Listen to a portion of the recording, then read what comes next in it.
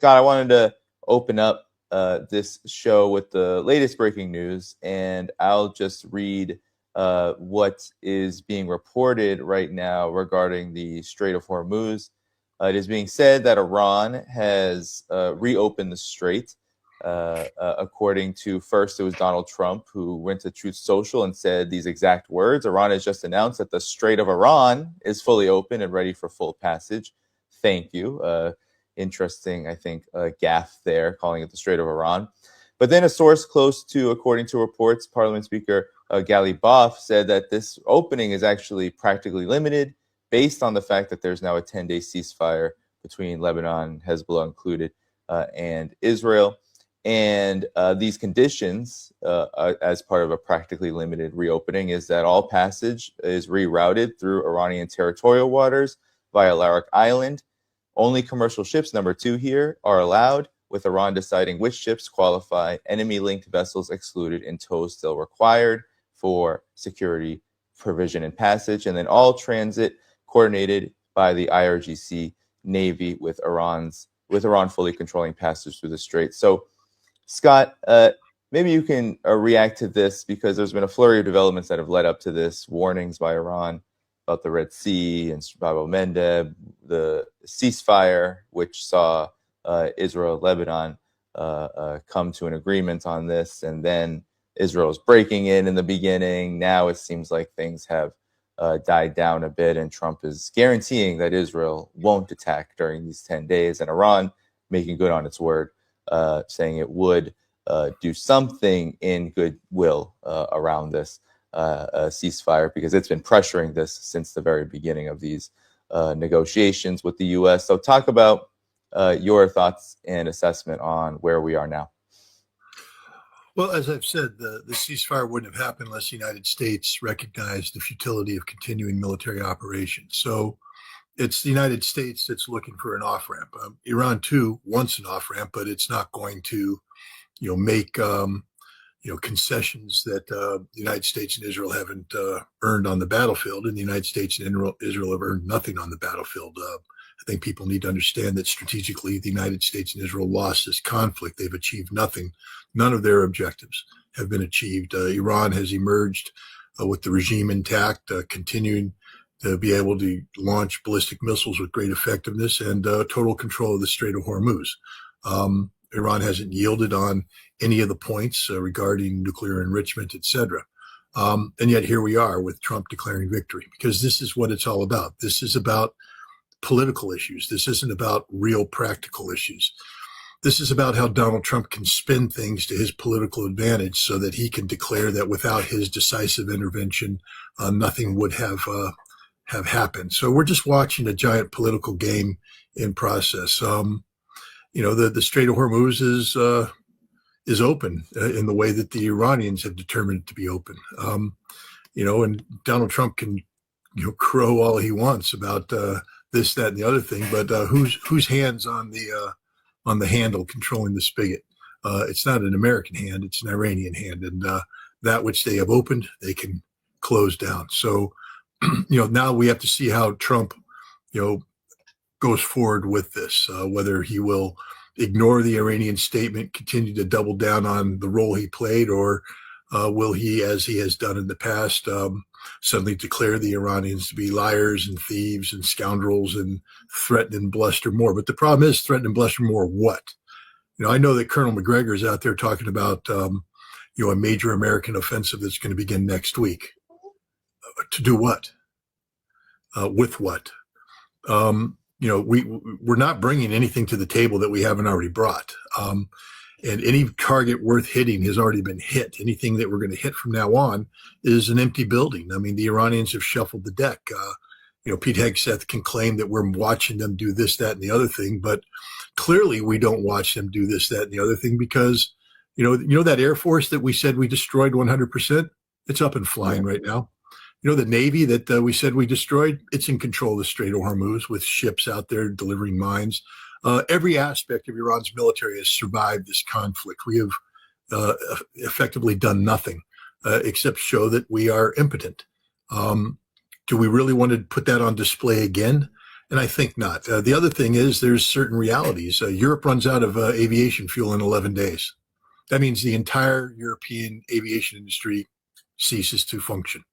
The price, I just bought a airline ticket.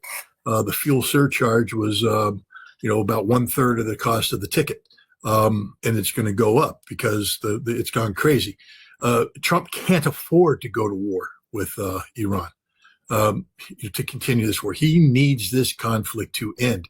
Trump has a political problem here at home.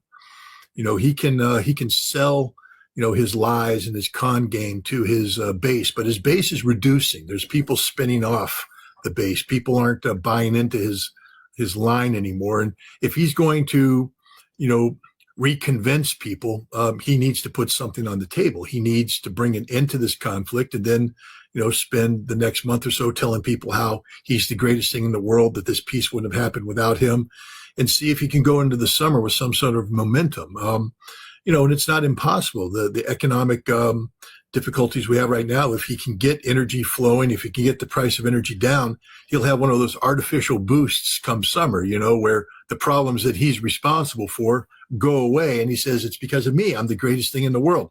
And maybe he convinces enough people so that the Republicans can hold on to the House in November, which is what this is all about. If you think this is about real national security issues, you don't know Donald Trump. This isn't about national security. This is about Donald Trump's trying to salve an inferior political position, one that if he doesn't reverse course, will destroy his political legacy. If the Republicans lose the House in November, it's over for Donald Trump. It's over. He'll spend the next 2 years being impeached, and that's all he'll be known for. And if he continues to play stupid games, he could lose the Senate, and then he'll be impeached and convicted. So Trump can't afford for this war to continue. So I think we're going to see a lot more positive spin coming out from Trump, where he's going to try and say that he's responsible for all these things happening. Yeah, and Scott, he's almost guaranteeing that in the next number of days we have, or maybe a few days, that there's going to be some kind of deal reached. And of course, it's being framed as a deal that's going to be completely favorable to what he claims are U.S. interests. But then there's the for Trump, he's also saying that this blockade that has been 5 days or so in the running is going to continue, despite the fact that the Strait of Hormuz, according to him, has been reopened. What do you make of this? Because it's very contradictory. Of course, oil prices. You mentioned elections and the price of energy and all of that. Obviously, a major part of this, maybe the part of this that is influencing his actions and his administration's actions. But it's always very contradictory. And of course, the volatility of these markets is very sometimes predictable and very unpredictable, leading to your conclusions, I think, being very apt. So talk about what you think of this blockade continuing despite this. Is this all just huff and puff, or is this just more warmongering amidst an attempt to still get an off-ramp at the same time, which seems to be a big play recently? Yeah. What blockade are we talking about? Yeah, the one that was supposedly declared 4 or 5 days ago, where and of course CENTCOM has been saying they're interdicting the entire Indian Ocean. Yep, that one. The one where American ships can't get anywhere within 20 miles of the Iranian coast without fear of being sunk. Therefore, all ships transiting the Indian Ocean out of the Strait of Hormuz hug the Iranian coast and aren't interdicted by the U.S. Navy. The one where China says, pound sand, we're doing whatever the hell we want and you won't touch us because that'll be the end of you. That one, the one where the Russians say, I dare you to touch a Russian ship. That one, that blockade.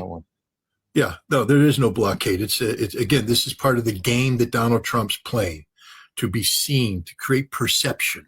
But there's no blockade, none whatsoever. Yeah, and then there's the ceasefire element. I mean, Iran had, as you know, Scott, this 10-point proposal that's been around for a really long time, well before negotiations started between the U.S. and Iran. And a big part of it was, a cessation and a real end to hostilities on all of the fronts in the region, the resistance fronts. And now we are in this 10-day ceasefire period. I'm curious on your thoughts on, obviously these two developments are linked, but at the same time, we have a history here that we need to, I think, consider. And how do you think Iran is going about this in terms of moving on in these negotiations with the United States amidst the ceasefire? And then, of course, the reasons and the roots of the ceasefire itself. Anything you want to comment on this? Well, look, we just have to get down to basic facts here. Fact A, America lost the war. That's why America was looking for an off-ramp.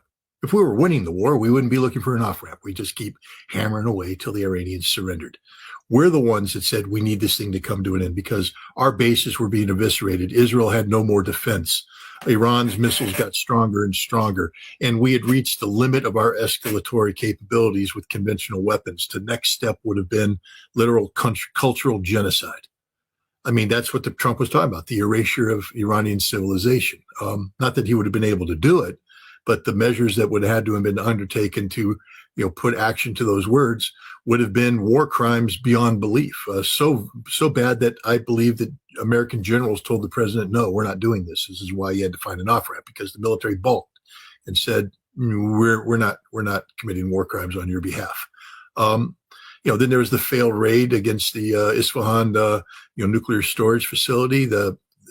We can't make an amphibious assault on Karg Island because we lose everybody. Trump had no cards. It was done, finished. So he sought this off-ramp. Remember that, because he sought this off-ramp. There's a reason. And the reason was America couldn't accomplish its mission. So what is he doing? Setting us up to do what? Accomplish a mission we already know we can't accomplish. No, he wants a peace deal. But it has to be a peace deal that's politically viable for him. He sent J.D. Vance to Islamabad together with, Kushner and Witkoff.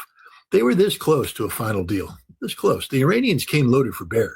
The Iranians came with all the documents, all the facts, the whole thing, and they were this close to nailing down a deal. Why? Because Iran holds all the cards, but the problem is, if the United States accepted the Islamabad Memorandum of Understanding, then it would be clear that the Americans were defeated, and that's politically unacceptable for Trump. So Trump scuttled the negotiations, sent the high-profile teams back to their respective countries, and then started playing stupid games, bluster, blockade, this, that, the other thing. Meanwhile, the negotiations are still taking place. I don't think many people realize that, but the United States left a big technical team, and the Iranians left a big technical team, and they're working out all the details to finalize the Islamabad Memorandum of Understanding.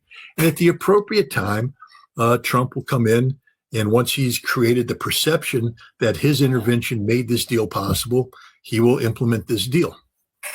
And that's where we are. Everything else is just gamesmanship. Everything else is just theater. Lebanon's an interesting issue because, the Israeli-Hezbollah conflict is not an extension of the Israeli-Iranian conflict. The Israeli-Hezbollah conflict is because Israel occupies Lebanon. That's it.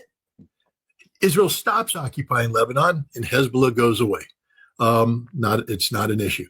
So, that's always going to be a more nuanced, difficult problem that's not going to be resolved as part of this comprehensive peace plan. There needed to be a ceasefire, but I don't believe that the deal that's going to be cut in Islamabad is going to solve the Lebanese problem. It'll leave the door open for a solution to be figured out at a future point. But at some point in time, Israel and Hezbollah are going to continue to go at it because the Lebanese government has sold out to Israel. As long as Israel continues to occupy southern Lebanon, it will be resisted, and that conflict will never end until Israel is evicted from southern Lebanon. Iran will continue to support Hezbollah, and that's just the reality of it. That'll be its own little war.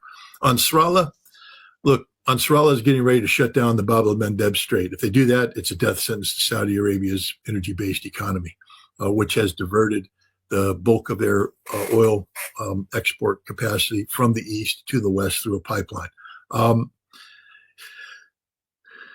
I think that this one's readily resolved. I think that this one is directly linked to a termination of this. Ansarallah will always loom until there's a solution to Israel-Gaza. So, there's going to be some unresolved issues once the basic U.S.-Iranian conflict ends. But the important thing for the Iranians, and this is what people need to understand, because I just hear people saying, why would Iran do this? Why would Iran agree to this? Why would they got them by the balls? Why not just keep squeezing them, man? Well, the guys are saying they got them by the balls, keep squeezing. You're the one sitting safely at your desk at home. Don't have to worry about anything. But if you're an Iranian that for 5 decades now has lived in an economy that's been constrained by economic sanctions, economy that's never been able to live up to its potential, with Security Council resolutions plastered on, IAEA resolutions plastered on, unable to, effectively engage with BRICS, the Shanghai Cooperation Organization, to invest into the Eurasian Economic Union. I mean, all these things. And suddenly you have the possibility where all sanctions are going to be lifted. No more constraints. You're in total control of your economy, total control of your economic future, who you do business with, how you do business. Suddenly the Iranian government can deliver on 5 decades of promises to the Iranian people of a better life. Do you guys maybe understand now why Iran might say, I'll let go of their balls? Because Iran doesn't exist to squeeze the balls of the West. Iran exists to do right by the Iranian people. And now there's a chance for that to happen. So this is a huge Iranian victory, a huge Iranian victory. Yeah, and then that's sad. You mentioned those resistance fronts too. Iran will achieve all this without having, contrary to what some believe or what I've even gotten messages about, they've done this all without abandoning these resistance fronts. In fact, even if these problems aren't resolved, which they can't, you're exactly right, they can't be resolved. Israel is Israel, and it's going to continue to try to terrorize and continue to occupy and do what it does against Lebanon, Gaza, all of that. It's not going to stop. But at the same time, Iran can achieve this victory and continue to support those fronts. And it'll make it a lot harder. Then the U.S. will look very foolish to then reverse all of this just because Iran is going to continue to support these fronts. So politically, it is a very interesting moment, and geopolitically, because it signals that, as you said, Iran holds the cards, and that these cards, they kind of exist in perpetuity, and it will affect the future of how the U.S., if it continues to want to conduct regime change against Iran or try to Israel, all of this moment just doesn't go away. It will. There's a foundation here that's very interesting. Your comments on this? I've been thinking about this for a few days. Yeah, let me jump in on this one, because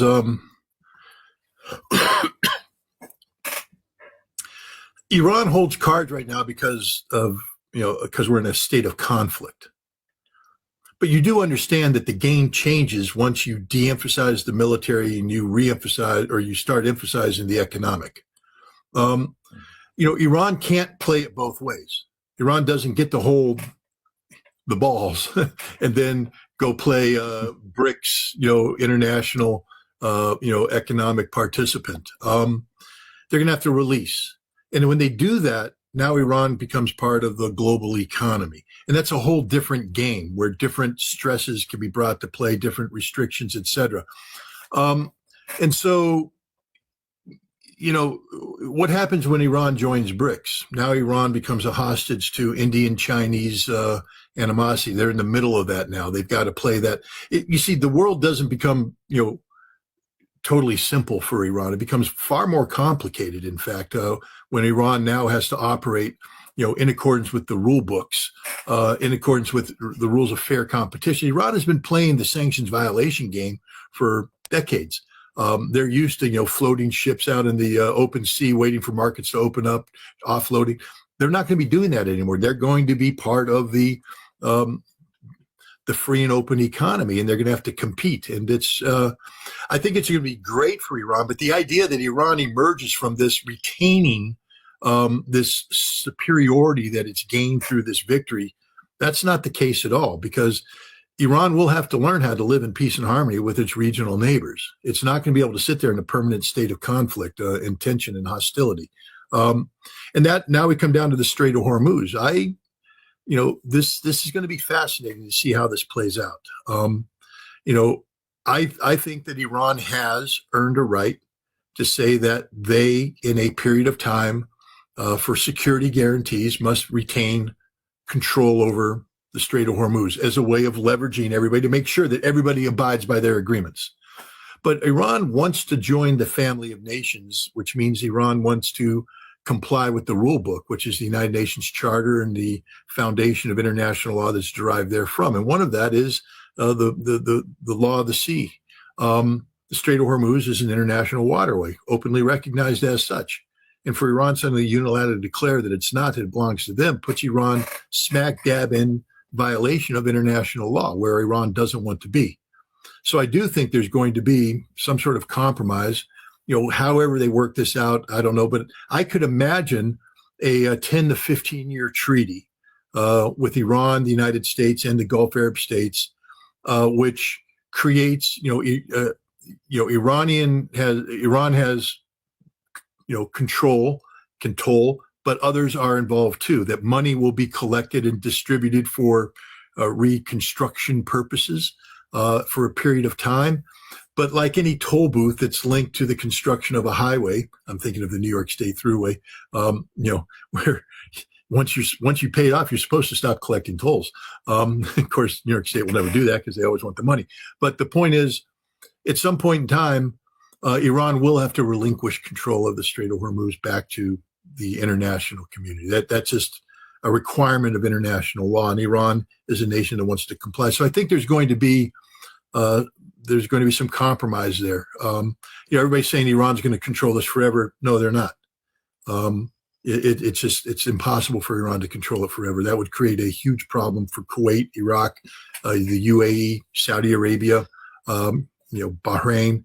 Qatar. None of them are going to allow that to happen. The United States won't allow that to happen because that means that Iran now controls the throttle for the global economy. It's unacceptable. But Iran earned the right to be able to have that control of the throttle for the near term as a security guarantee, given the fact that the United States and Israel have shown no ability to tell the truth, to negotiate in good faith, to act with perfidy in mind.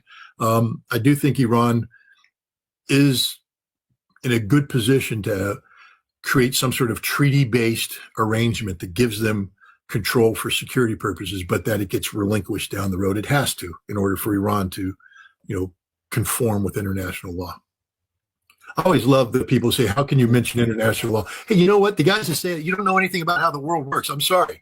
I know the United States violates international law on a daily basis. The United States also complies with international law on a daily basis. The entire freaking world works on the basis of international law on a daily basis. You have no freaking clue what you're talking about. Yes, there are violations of it, but what do you think makes all this shit work? Yeah. Well, on the question of the Strait of Hormuz and its status, I think there are two contesting ideas. I think we have Iran and Oman. They've said that it is majorly a part of their territorial waters. A lot of the world views it as international waters because of how important it is for global trade. And I could definitely see, Scott, given that this is the framework they're working on, and you brought up the United Nations Conventions on Law of the Seas, most nations, except for the United States, have signed on to that.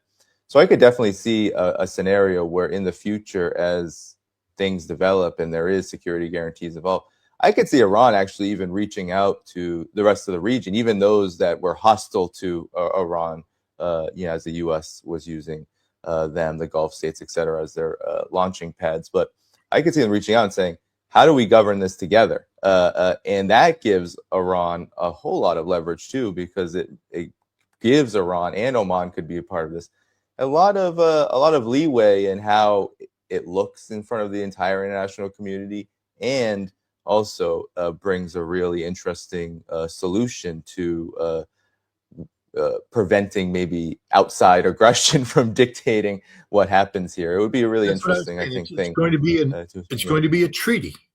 There's going to be a treaty that comes out of this. There has to be a treaty that comes out of this.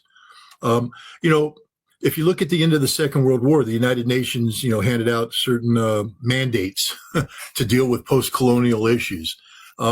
Iran can be given a mandate.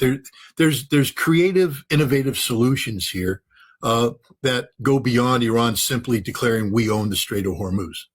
And Iran and Oman saying that, we jointly own it. You don't. It's an international water. I mean, by law, it's international waterway.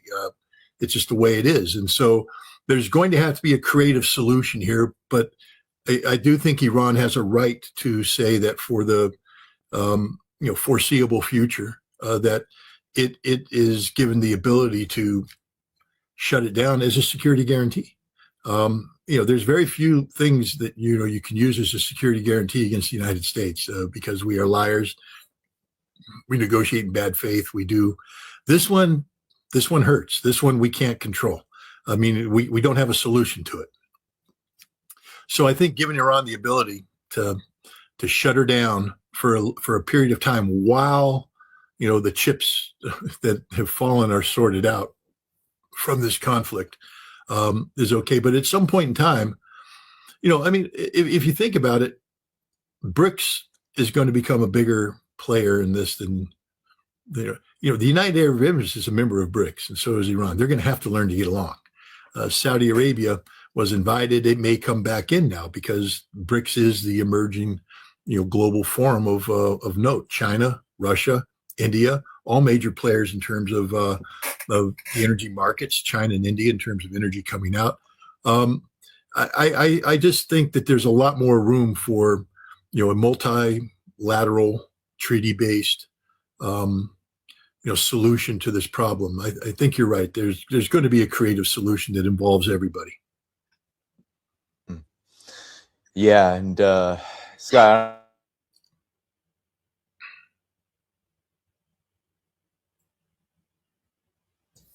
I don't know if you saw there.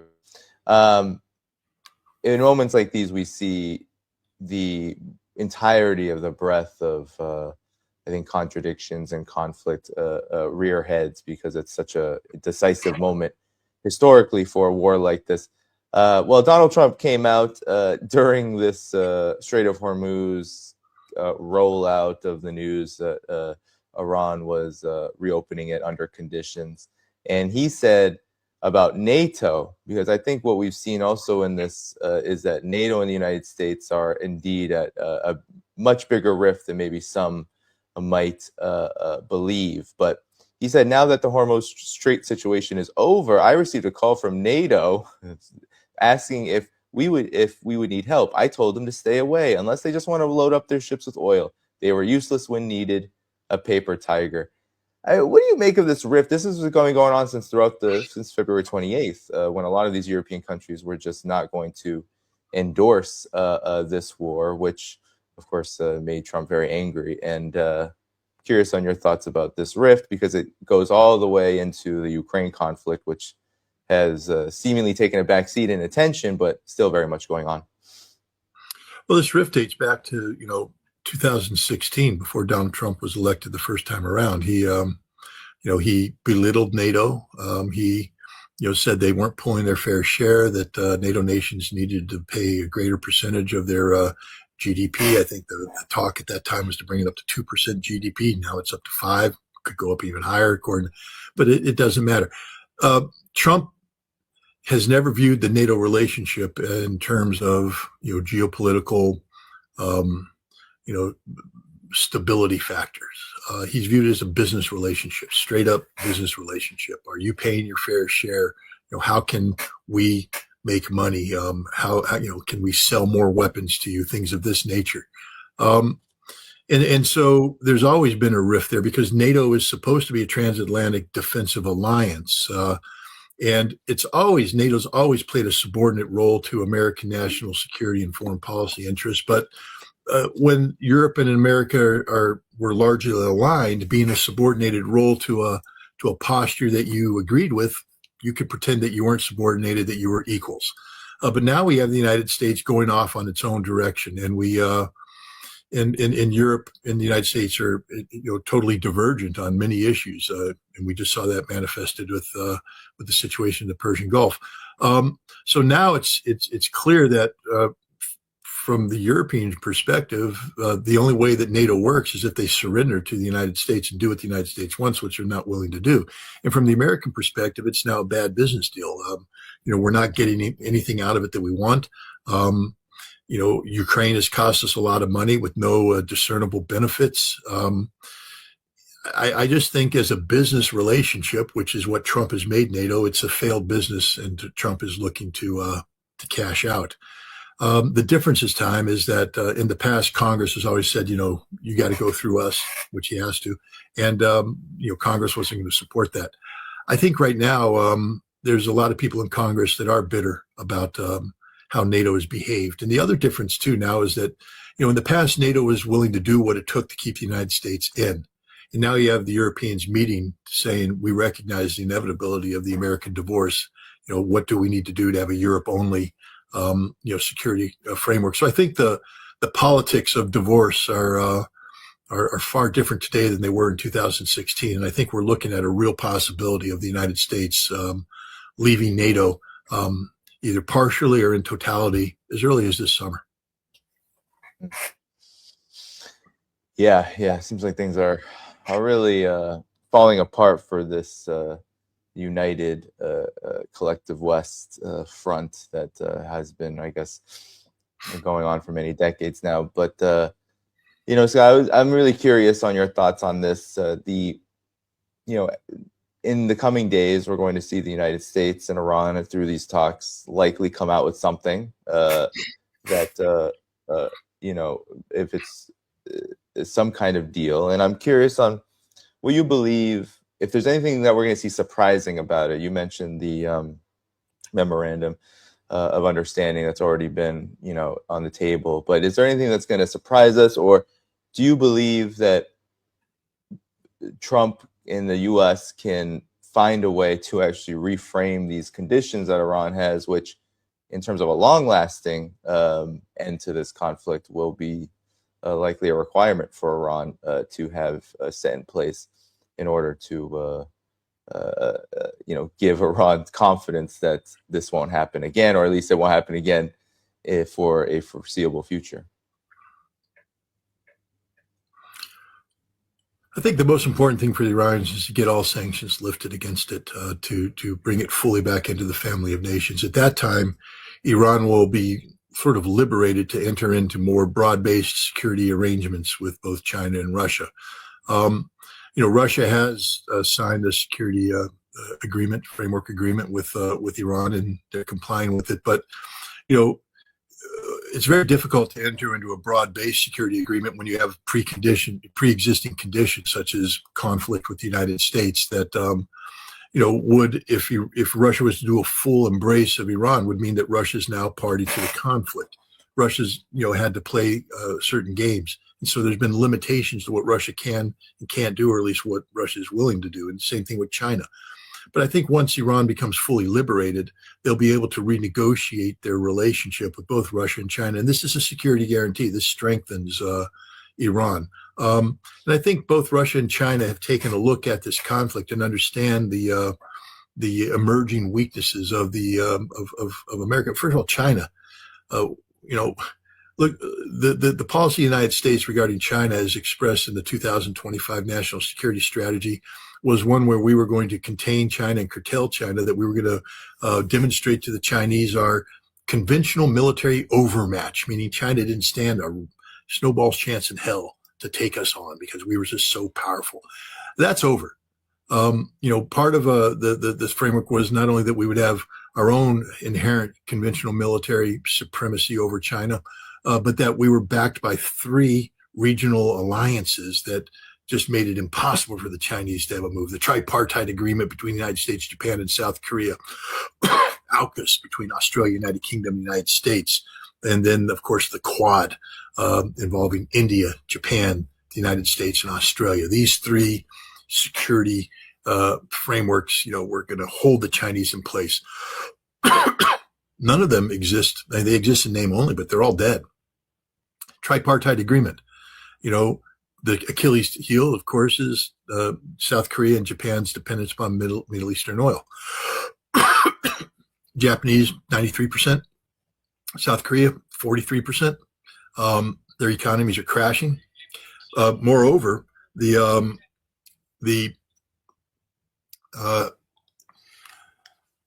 security umbrella that was put in there, the security agreement, that the United States says we're here to back you up, was linked to ballistic missile defense shields that not only don't work because they're the same ones that were used by Israel that didn't work against Iranian missiles, and the Chinese and North Koreans have missiles that are as good or better, but have been stripped away, showing the South Koreans and the Japanese that they're not the top priority of the United States. They've stripped away air defense, sent it off to Israel, not even the Gulf Arab state, to Israel. And so say goodbye to the tripartite agreement. Both Japan and South Korea now understand that there's a need to get along with China, to get along with North Korea, as opposed to be positioned to contain them, and et cetera. They don't trust the United States anymore. AUKUS, the United Kingdom, is out. They hate the United States right now. Keir Starmer is basically called Trump an enemy to the world. And Australia, is sitting there going, the whole concept of AUKUS is we were going to get nuclear submarines that we're not getting right now. And two, it was supposed to be to provide for our security, and we're sunk. Thanks to the United States action in the Middle East, we have no diesel fuel. Because we have no diesel fuel, we have no ability to transport goods. Our stores are bare. We're running out of energy. It's a disaster. So, there goes AUKUS. And the Quad, same thing. Japan out, Australia out, India is recognizing that they need to deal with the same economic realities that Iran needs to deal with, meaning good, close relations with BRICS, that the United States is the enemy, not the friend, that they need stability, regional stability, and that the United States, as long as it's aligned with Israel, represents the antithesis of that. So the Quad is out. There goes America's, Pacific dreams. Europe, we just talked about the collapse of NATO. And so when we talk about, the future of Iran is going to be plugging into a new global reality, which means it's not just about reduced American military presence in the Middle East, but reduced American military presence everywhere, because America is a power in decline. One of the things that this Iran conflict showed is that we're not as strong as we think we are in terms of conventional power. There are limitations, and that we have been building on legacy capabilities that have ignored advances. And the biggest advances that we've ignored is ballistic missiles. We don't have defensive structures capable of successfully defending ourselves against the most advanced ballistic missile threats in the world. This is similar to what the U.S. Army is confronting, in the Marine Corps as well, that we can't operate in a modern battlefield. If you put the U.S. Army on the battlefield in Ukraine, they'd all be dead in a day, because they don't know how to operate in drone warfare. They don't know the realities of drone warfare. They have tactics that aren't conducive to survivability in drone warfare. We don't know how to operate drones in depth. We don't know how to operate drones in an integrated environment. This is everything that the Ukrainians and the Russians are doing. The Ukrainians sent 2 little teams off to a major NATO exercise and stopped the NATO advance cold. Just 2 little FPV drone teams. They didn't even have all the other drone capabilities that get factored in, layered in. Ukrainian anti-shipping drone went out to a naval exercise and sank every NATO ship in the exercise without them even knowing it. And the Russians are better than the Ukrainians in many aspects of drone warfare. So, the United States is a great power that has not been that took its eye off the ball. And from a military perspective, we've been convincing ourselves that we're a superpower for so long that when it finally came time to get tested, we found out we're not. And what's going to be needed to fix this problem is beyond comprehension in terms of the scope and scale. We literally have to redo everything we do, and we do this in a political environment where nobody likes to admit failure. I mean, who's going to stand up and say, it's my fault that for the last 30 years of my career, I've been pursuing the wrong thing? No one's going to do that. So it's going to take a long time for the United States to fix the problems it has, if it can ever fix it. One of the things about losing a war, and we lost this war if we ever can admit it, is that there's lessons learned, and maybe we can go back and draw upon these lessons and make ourselves more efficient militarily. But that's a double-edged sword, because the United States doesn't know how to behave responsibly. I'd like to see us diminish the military aspects of our foreign relations and start emphasizing diplomatic things. But, we're spending $1.5 trillion on our military next year, and Marco Rubio has slashed the State Department's budget by 50%. So there we are. Yeah, I mean, I think that's a really important point of emphasis, is that, the U.S., in terms of the lesson here is what it views and what it has, quote unquote, invested in as a military power is not only not working, but really showing this glaring need for an actual massive change in how the U.S. behaves around the world, which would, of course, a massive change like this would be a benefit to people, ordinary people in the United States, and it would actually give the United States an opportunity to figure out what kind of identity it will have in this changing world. Because I think one of the big lessons here that maybe people underestimated before February 28th was that, you know, whether it's Iran or Russia or China, like these countries have certain advantages that just make it a war as the U.S. is planning, quote unquote, and preparing for, is, you know, it's kind of a fool's errand. It leads to just more disasters, and it leaves the U.S. even weaker. And that's not something that these big, especially the big business, will survive very long going down this path. It'll be bad for it. So what do you make of the overall, like, this lesson in terms of this changing world? We're in a much different world. Even this last month, 6 weeks, 7 weeks now, seems to have changed a lot of things about how we see it or how we should see it. Well, there's the problem. Perception creates its own reality. And as I said, we're in the United States, we're caught up in theater, not reality. We're caught up in the theater of Trump politics. Again, we just have to get down to the foundational realities. When we talk about the United States today, we're not talking about a constitutional republic. I mean, anybody who's trapped in the thinking of, you know, we've got to empower Congress and we need the courts to become involved and all this kind of stuff. No, we're past that. We live in a dictatorship. Donald Trump has declared it to be a dictatorship. Donald Trump has declared the Supreme Court doesn't matter, that he can disagree with their decisions and he can move forward in total disregard. And what can the Supreme Court do? They can turn to Congress, but Congress has abrogated its responsibilities across the board. When you have a leader like Mike Johnson, who just has stopped being the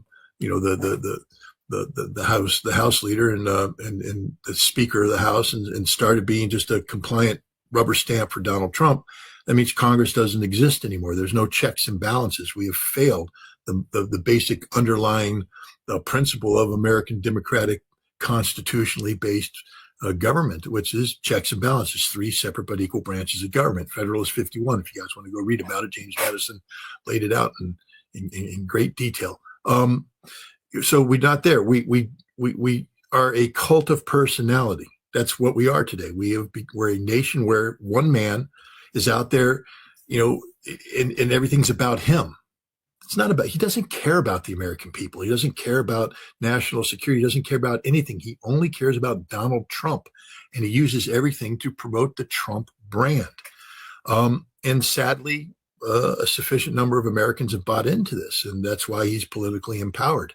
But you know, so when we talk about, you know, what needs to be done, we can't be, you know, coming up with solutions that are defined by problems that are premised on the notion of, you know, constitutional due process and checks and balances. We're in a new world where we have to talk about a cult of personality and the fact that this man, everything revolves around him. And that's what we're talking about right now. You know, the solution to the problem in the Middle East isn't about what's to do best for regional security or global security. From the American perspective, the solution is what plays best politically for Donald Trump, what positions him to be more politically empowered come summer, moving into midterm elections. It's about shaping, you know, perceptions, because perceptions create their own reality. And, you know, so it's very difficult to, you know, to talk about an American, you know, how America is going about finding a solution with the rest of the world. What the rest of the world is dealing with reality. You know, how do we repair the rift in international law that's taken place? People need to remember that this war between the United States and Israel and Iran is an illegal war of aggression, lacking any legitimacy under international law, any legitimacy under constitutional law in the United States. Pure war of aggression, which is the highest war crime ever. You know, the world's tried to deal with this, how to repair that. And so the world and the United States aren't even on the same script. We're reading off of 2 totally different scripts, and somehow we've got to bring them together. And that's going to be the greatest challenge right now. You said, you know, how are they going to, you know, how is Iran going to sell this, and how is the United States going to sell it? Again, we're speaking to 2 different audiences altogether. You know, and it's I guess the only way this works is if Trump just focuses solely on his narrative and ignores the fact that much of what he's saying can be contradicted by reality, because whatever comes out of this peace agreement, it's going to be, playing primarily to the 10 points that Iran has put on the table, not the 15 points that the United States put on the table. Yeah, those 15 points, you read them. It's just a lot of the same gobbledygook that the Trump administration has been saying about Iran for so long, which some of them don't even have any basis to be even negotiated upon. So, yeah, I totally agree with that. And I guess I'm wondering, Scott, in terms of lessons then for the other side, for the multipolar world. I mean, we have Iran, of course, which is in the war directly and had to fight for survival and for its defense and sovereignty, etc. So there are a lot of lessons there for Iran to learn and come away from, especially being on the winning side, as you said. But then there's Russia, there's China, and there's really the rest of the, as you call it, family of nations that are moving in this direction for more sovereignty, for maybe a world where the dollar is not dominant anymore, and more freedom to be able to develop independently and without fear of aggression. What lessons does the world on this side of the aisle glean from what's happened here, and what might what might be expected to happen here in the coming days? Well, let's look at China. You're in China right now. China's vulnerability to global energy markets has been exposed. China's economy is at risk right now. If this embargo, if this inability to get oil flowing freely from Iran and the Middle East continues, China's economic growth is threatened. And so this is a big vulnerability that's been exposed. The other vulnerability that's been exposed is China can't, there's no replacement for the petrodollar. I mean, that's just a reality. People keep talking about, well, we're going to sell it in yuan. Does China have yuan printing presses out there right now just banging away? The Chinese currency isn't, the foundation of the Chinese currency isn't built upon the same foundation as the petrodollar. And the Chinese aren't ready to make that leap yet either. So I think what we're seeing is that, and they don't want to, and they don't want to make the leap because it would mean deconstructing currency from the real economy. They don't want to do that. Correct. And so for all the people saying we're going to get rid of the petrol, no, we're not for now, because there's no replacement for it. None. So the petrodollar is there because the petrodollar is convenient. You would just have to get the United States to start, playing a little bit. Scott is wrong on this. I always love when people say that. And I'm right on this. There is no replacement for the petrodollar. China has severe energy, vulnerabilities that have been exposed from this. But other things have emerged too at the same time. You heard about the major automobile industrialists from Europe and the United States that recently toured China and came back in the report they made. They said, we'll never be able to compete with China. We'll never be able to compete with China. China has perfected the art of innovative, responsive mass production, robotic-based. It's instantly, as the Chinese come up with new concepts, they can instantly program them in and they're adapted. A car line can be changed, mid-production as improvements come up. They're outproducing the world. And the inefficiencies of the West, Europe, and the United States are so manifest that we're never going to catch up. I mean, this is a new reality right now too. The supremacy, not superiority, supremacy of the Chinese model of industrialism is there. Now, China has to be careful because they still have supply chain vulnerabilities, and as I said, we just found out that if we shut down the Strait of Hormuz, China's got problems until China gets more oil flow from Russia. There's talk about, increased pipelines, et cetera. But yeah. I think that this war has brought a lot of clarity to the global reality, where weaknesses are, where strengths are. I think what we found is that the world is far more vulnerable to, I mean, we always knew it, but the world pretended it wasn't. You know, Danny, we've had this conversation. You know, everybody's threatened about it. What happens when the Strait of Hormuz? Remember before the war started? The Iranians are going to shut down the Strait of Hormuz. Then if there's a war, they're going to strike all the oil fields. Oil is going to jack up to $200 a barrel. And that'll be the end of the world. And we said that till we were blue in the face. Everyone went, nah, isn't going to happen. It happened. It happened. And it's real. And what we're finding out is nobody was ready for this. The Chinese weren't ready for this. And so I think you're going to see a change in Chinese foreign policy, national security policy. Nobody likes to have this big a vulnerability. So I think you're going to see China altering its approach to energy security, to making sure that they don't have, single points of vulnerability like they do with the Strait of Hormuz. But I also think that you're going to see China move to transition away from military confrontation to economic competition. It's in China's interest to do that as well, because they're so dominant. They're just so dominant. I mean, I wish I had gone on that tour or could have seen what these guys said, but these CEOs were shocked about just how good China is and how bad we are. Because we're still, I mean, no offense to labor unions in America, but, your union is the most inefficient capitalist tool ever. Your union is designed to be inefficient. And as a result, China, which doesn't have a union, is kicking our ass.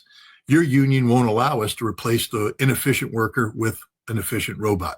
And so we're trapped in a legacy model that's actually goes back to the 1930s.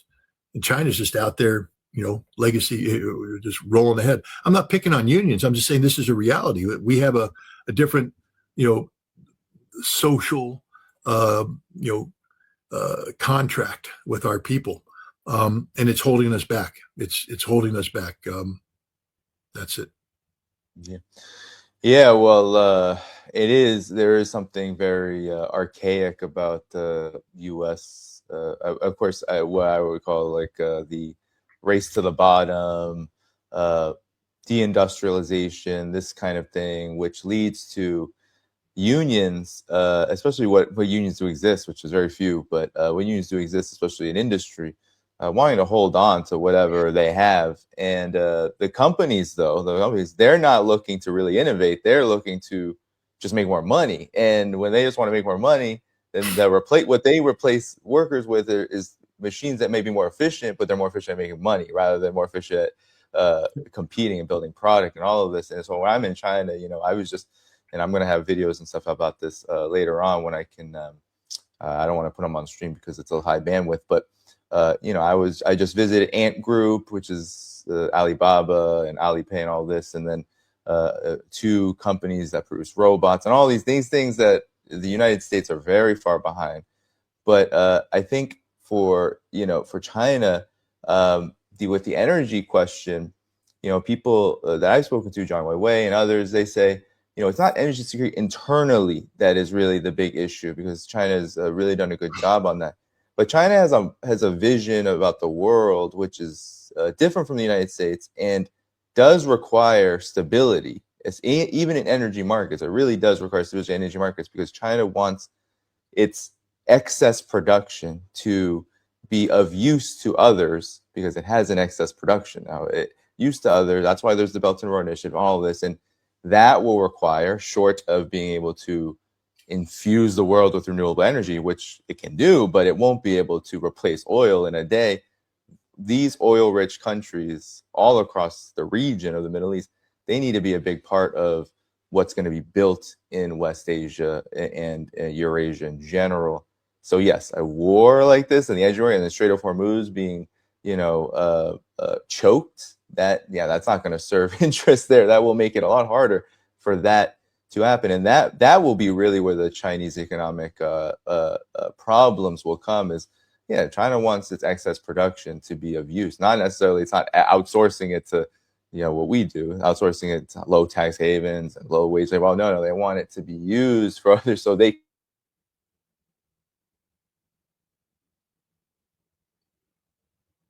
do more money making opportunities, and that is in capital intensive opportunities. All of this, that's really where the dangers are here, because yeah, a major war that lasts months and months and maybe years, like a lot of U.S. wars do, that destabilizes energy markets, it hurts everybody, and it would start hurting everybody in the long term.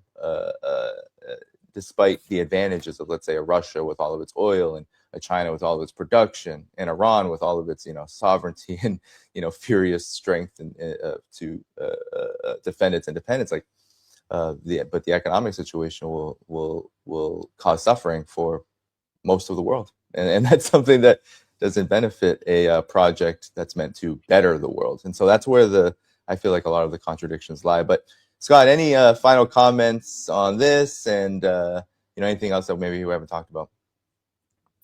No, I mean, I write for a group, Energy Intelligence. It's a energy publishing consortium, and twice a month I'm supposed to produce an article on what they call the WEO, World Energy Opinion page. And for the last week, I've been supposed to write on this the ceasefire, and I can't, because it's a moving target. I mean, I'm afraid, because you're supposed to write something that at least is able to engage an audience for a week. It's okay to write something and then have the world change a week later, and you say, well, it was, you got to read it, you got to get informed, and as the world changed, at least you understood the foundation of that change. It's okay. You don't have to predict everything to the T. But on this situation, every day I literally have written this article 3 times, and I'm ready to hit send when I read the headlines and go, they can't publish this because it's already outdated. And so, it's frustrating, but that's the reality that we're in collectively. We try to, all of us, I mean, people watch your show in an effort to, become better informed. But the discussion we're having today is contingent upon one of the most irrational, unstable global leaders in the world, Donald Trump. We're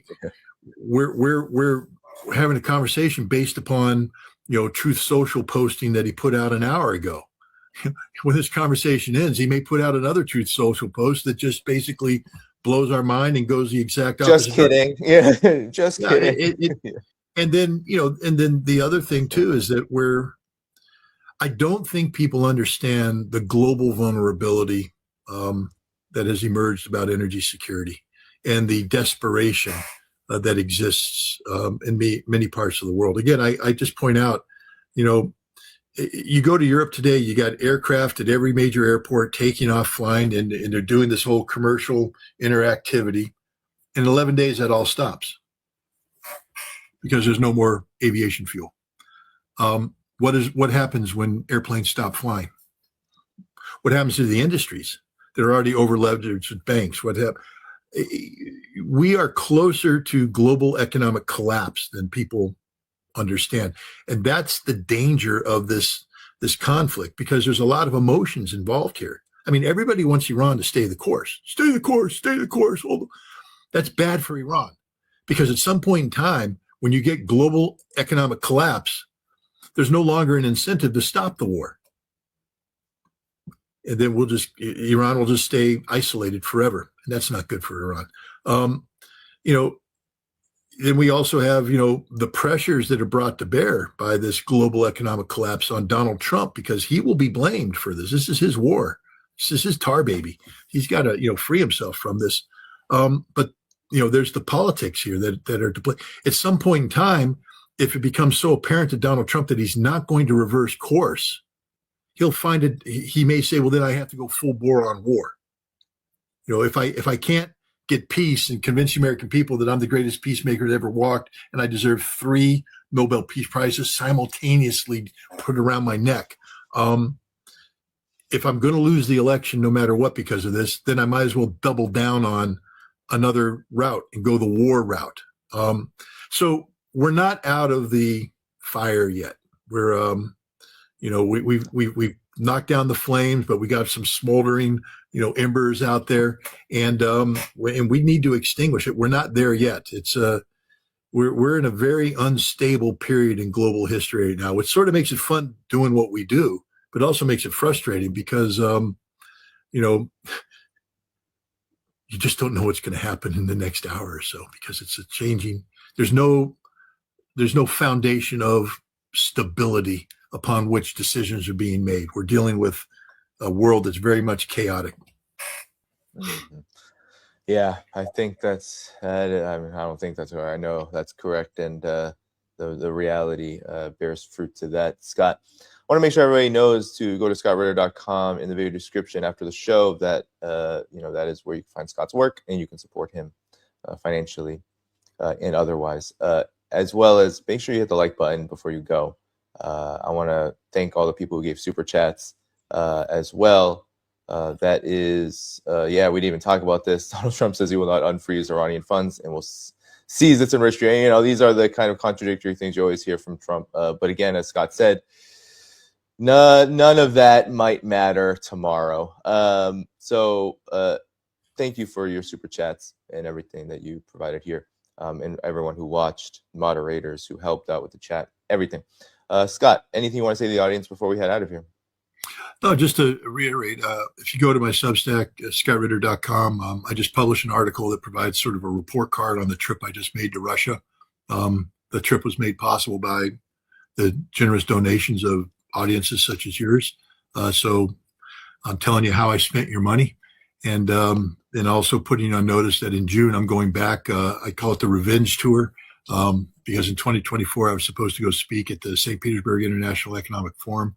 And the State Department pulled my passport. And this year, I'm going to go speak at the St. Petersburg International Economic Forum and fulfill the mission. And then I'm going to go on a 20-day trip someplace that's going to be pretty cool. But I would be asking for continued support because independent journalism doesn't happen unless you're truly independent. It'd be very easy for me to go out and get sponsors, but then you become beholden to those sponsors. The only way to do independent journalism is to be beholden to nobody. And that can only happen through generous donations. So if people are inclined to support this work, please go to scottritter.com, read the report card. If you think I get a passing grade, then maybe continue to support. But I thank everybody for the support they provided. Yeah, definitely. And I'm here in China, and there'll be videos. Zhang Weiwei, I live streamed from here with him, and there'll be more too. But it's all because of support from this audience. So make sure you take heed. That's why I'm here. That's how I can get here, afford these tickets, which are not cheap anymore. Never cheap. But not cheap now. Not cheap now. Oh my gosh, plane tickets are rough. So yeah, definitely everything Scott said. Take heed to it. Thanks for watching, everybody. Hit the like button before you go. Scott Ritter's Substack and video description. All the places to support this channel there too. See you again next time.